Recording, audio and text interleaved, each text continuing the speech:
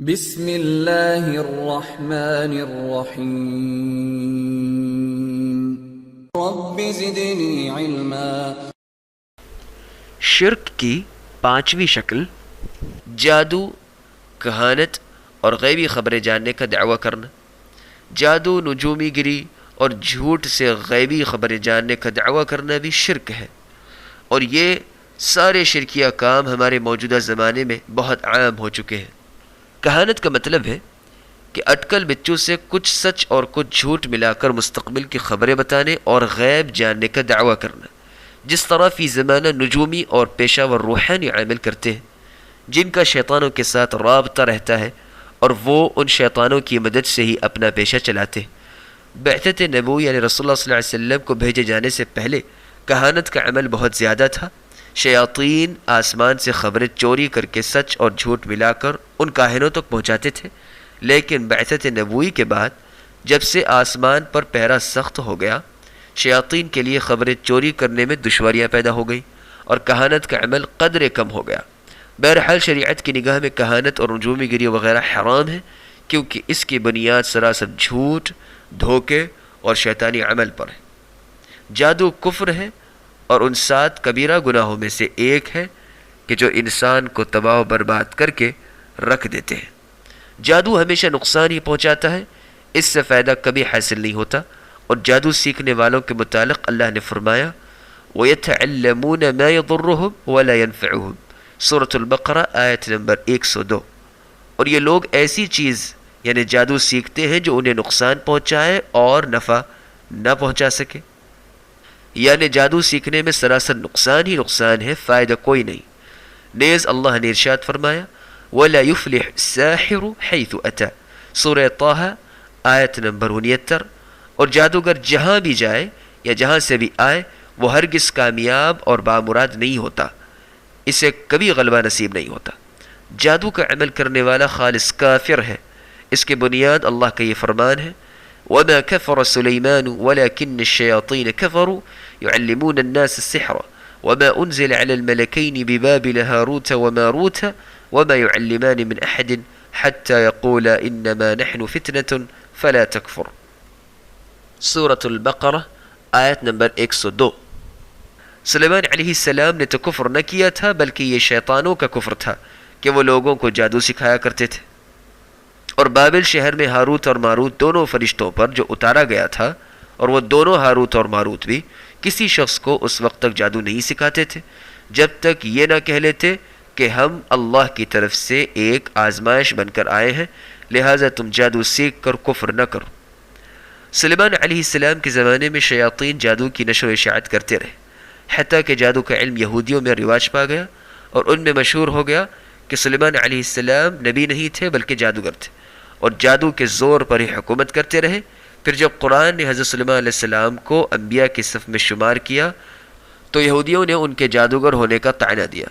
اس پر یہ 2 آیتیں نازل ہوئی جن سے معلوم ہوا کہ سلیمان علیہ السلام کا دامن جادو سے پاک ہے، کیونکہ جادو تو کفر ہے، اور اس کفر کا ارتکاب اللہ کے پیغمبر سلیمان علیہ السلام کیوں کر سکتے تھے۔ کہتے ہیں کہ جب سلیمان علیہ السلام کے زمانے میں جادوگری کا سلسلہ بہت عام ہو گیا تو سلیمان علیہ السلام نے اس کا سد باب کرنے کے لیے یعنی جادو کو روکنے کے لیے جادو کی کتابیں لے کر اپنی کرسی یا تخت کے نیچے دفن کر دی۔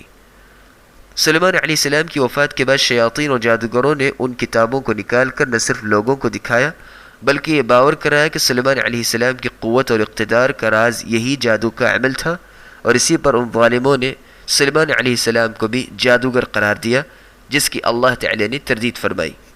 دیکھیے تفسیر ابن کثیر اور تفسیر احسن البیان۔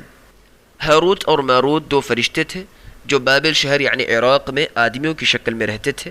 ان کو اللہ تعالی نے جادو کا علم دے کر بطور آزمائش کے بھیجا تھا، چنانچہ جو کوئی ان سے علم سیکھنے جاتا تو وہ کہتے تم یہ علم نہ سیکھو ورنہ تمہارا ایمان جاتا رہے گا۔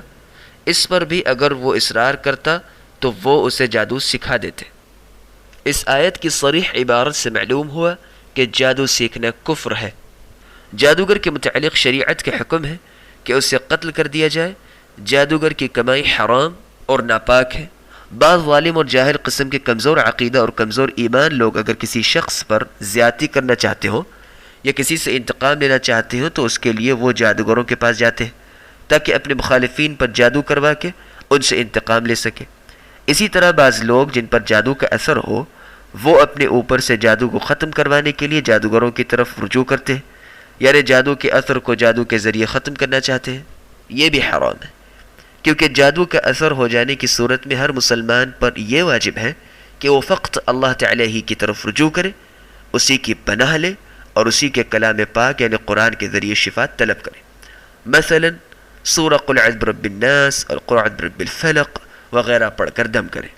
کاہن، نجومی وغیرہ بھی اگر غیب کی خبریں جاننے کا دعویٰ کرے تو وہ اللہ تعالیٰ کے ساتھ کفر عظیم کے مرتکب ہوں گے، کیونکہ غیب کی باتیں اللہ تعالیٰ کے سوا اور کوئی نہیں جانتا، اور ایسے شبد باز نجومی سادہ لو عوام کی غفلت سے فائدہ اٹھاتے ہوئے ان کا مال لوٹنے کے لیے کئی طرح کے طریقے استعمال کرتے ہیں۔ مثلا زمین پر خطوط بنا کر یعنی لکیریں وغیرہ کھینچ کر، کوڑی اور سپی بجا کر، شیشے کی بنی ہوئی کسی گول چیز یا پیالے میں منتر پڑھ کر، لوگوں کی ہتھیلیاں دیکھ کر ان کی قسمت بتاتے ہیں۔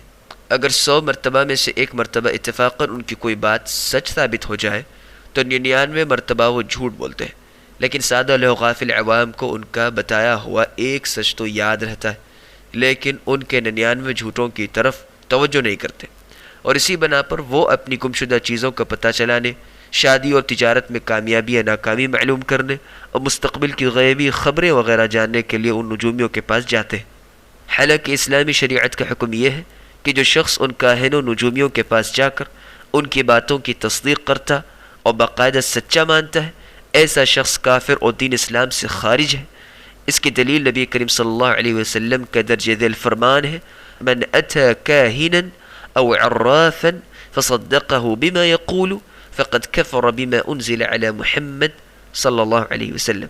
جو شخص کاہن، نجومی وغیرہ کے پاس آیا اور اس کی باتوں کی تصدیق کی یعنی ان کو سچا مانا، اس نے محمد صلی اللہ علیہ وسلم پر اتاری گئی چیز یعنی قرآن یا مکمل دین اسلام کا کفر کیا۔ مسند احمد، شیخ البانی نے اسے صحیح قرار دیا ہے، دیکھیے ان کی کتاب صحیح الجامع الصغیر، حدیث نمبر 5939۔ جو شخص یہ بات تو تسلیم کرتا ہے کہ کاہن، نجومی وغیرہ غیب کی خبریں نہیں جانتا، لیکن پھر بھی آزمانے کے لیے ان نجومیوں کے پاس جاتا ہے، ایسا شخص کافر تو نہیں ہوتا، لیکن اس کو یہ گناہ ضرور ملتا ہے کہ اس کی 40 روز کی نماز قبول نہیں ہوتی۔ اس کی دلیل نبی کریم صلی اللہ علیہ وسلم کی یہ حدیث ہے: من اتى عرافا فسأله عن شيء لم تقبل له صلاة 40 ليلة۔ جو شخص کسی نجومی وغیرہ کے پاس آیا اور اس سے کسی چیز کی بابت سوال کیا تو ایسے شخص کی 40 دن کی نماز قبول نہیں ہوتی۔ صحیح مسلم، حدیث نمبر 2230۔ لیکن اس شخص پر سچی توبہ اور 5 فرض نمازوں کو ادا کرنا واجب ہے، یعنی نماز قبول نہ ہونے کا مطلب یہ نہیں کہ وہ 40 دن تک نماز چھوڑے رکھے۔ فرض نمازیں تو اس کو ہر صورت ادا کرنی ہی پڑیں گی، لیکن ان کے ثواب سے محروم رہے گا۔ علماء کرام نے اس کی یہی تأویل کی ہے، دیکھیے شرح صحیح مسلم۔ بر صغیر پاک و ہند میں اکثر مشاہدہ کیا گیا ہے کہ بعض شیطانی صفت انسانی بھیڑیے سادہ لوح لوگوں کی دولت اور ایمان لوٹنے کے لیے بازاروں، چوراہوں، سڑکوں اور ریلوے اسٹیشن کے فٹ پاتھوں پر بڑے بڑے سائن بورڈ لگا کر بیٹھ جاتے ہیں، جن پر لکھا ہوتا ہے: اپنی قسمت کا حال معلوم کیجیے، شادی میں رکاوٹ، محبت میں ناکامی، رزق میں تنگی، اولاد سے مایوس، گھریلو جھگڑے، ان ساری مشکلات کا حل جاننے کے لیے صرف 1 روپیہ خرچ کیجیے اور اپنی قسمت بہتر بنائیے۔ ایسے پیشہ ور روحانی عامل اور نجومی جھوٹ، دھوکے اور فراڈ بازی سے اپنی دکانداری چمکاتے اور حرام طریقے سے لوگوں کی دولت بھی لوٹتے اور ایمان بھی برباد کرتے۔ اگر وہ کسی کی قسمت درست کرنے کے ذرا سے بھی مالک ہوتے تو پھر وہ لوگوں کی جیبوں سے 1 روپیہ وصول کرنے کے انتظار میں فٹ پاتھ کی خاک نہ چھانتے پھرتے، بلکہ سب سے پہلے اپنی قسمت درست کرتے، اور محلات و کوٹھیوں کے مالک ہوتے، لیکن ان کی اپنی قسمت تو اتنی بری ہے کہ کھانے کے لیے ملتا کچھ نہیں، تبھی تو وہ 1 روپیہ یا 50 پیسے کی تلاش میں سارا دن فٹ پاتھ پر بیٹھے لوگوں کی جیبیں تکتے رہتے، اور اگر کسی دن خالی ہاتھ واپس لوٹے تو اہل خانہ اور اولاد کی محروم نگاہیں کچا کھا جانے کو دوڑتی ہیں۔ اور رہا ان کا غیبی خبریں اور مستقبل کی باتیں جاننے کا دعویٰ کرنا، یہ بھی سراسر جھوٹ اور دھوکہ ہے۔ مجھے ایک واقعہ یاد آیا کہ ایک صحیح العقیدہ موحد آدمی کا کسی ایسے ہی عامل نجومی کے پاس سے گزر ہوا جس نے بڑا سا بورڈ لگا رکھا تھا کہ ہر قسم کی غیبی خبریں معلوم کرنے کا واحد ادارہ۔ وہ موحد اس نجومی کے حجرے میں داخل ہو گیا اور پوچھا، کیا آپ غیب کی باتیں واقعی جانتے ہیں؟ اس نجومی نے کہا، ہاں ہاں جانتا ہوں، ضرور جانتا ہوں، تبھی تو یہاں بیٹھا ہوں۔ تب اس موحد نے اپنی جوتی اتار لی اور پوچھا کہ مجھے یہ غیب کی خبر بتاؤ کہ اس جوتے سے تمہاری پٹائی ہوگی یا نہیں۔ اب نجومی اگر یہ کہے کہ پٹائی نہیں ہوگی تب وہ موحد پٹائی کرتا ہے، اور اگر یہ کہے کہ پٹائی ہوگی تب موحد پٹائی نہیں کرتا۔